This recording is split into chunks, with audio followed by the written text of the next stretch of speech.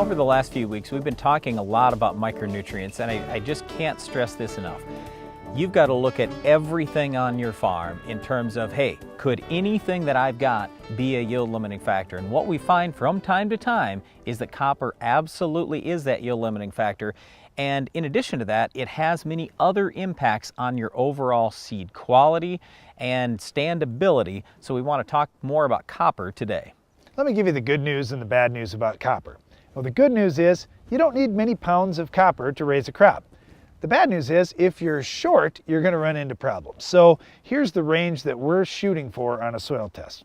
We'll use levels from Midwest Lab since they're the largest lab in the country. We would like to see you hit a target of somewhere between 1.4 and 2.0 parts per million on a 6-inch soil sample using Midwest Lab's analysis. So with copper, some of the reasons why it's important in plants, copper is often referred to as the disease nutrient. In other words, if you have adequate levels of copper in your plant, and wheat is probably the one that gets mentioned most, it seems like the plant is just a little more tolerant to disease. And I often relate this to human health. So for example, if you're not taking your vitamins or eating a well-balanced diet, what happens? You're more likely to maybe get a cold or the flu, something like that. So have good levels of copper in your plant for that. In addition, copper is an issue in terms of standability. So yes, potassium's #1 for standability, and manganese is there too, but copper is also important. So if you're having lodging issues on your farm, copper is something to look at. And finally, we look at just the overall elasticity of a shell. So what I'm getting at here specifically, or just as a specific example, let's look at soybeans.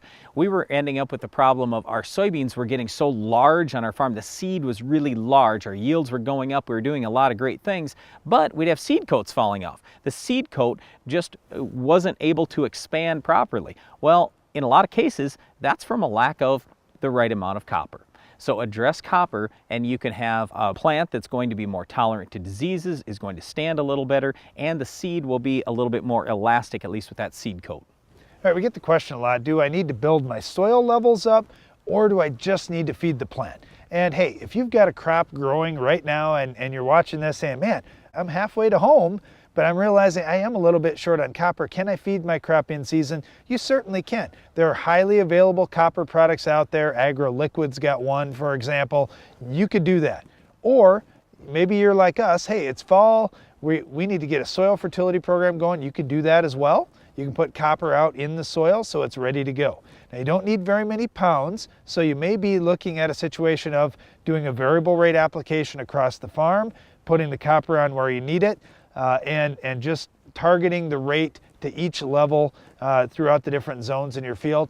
That would be a good way to go to build things up long term.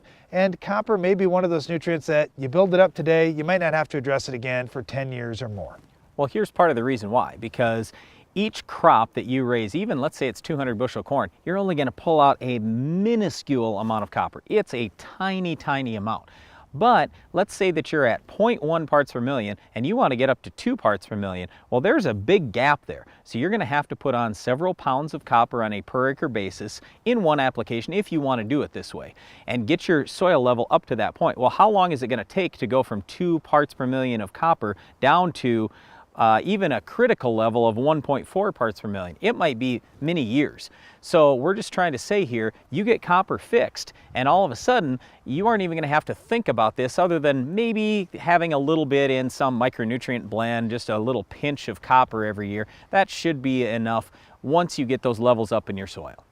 The big thing with copper is just to measure what's out in your field. So take good soil samples that represent each area of your farm, and then you can monitor your copper levels in the plant throughout the season with plant tissue analysis as well.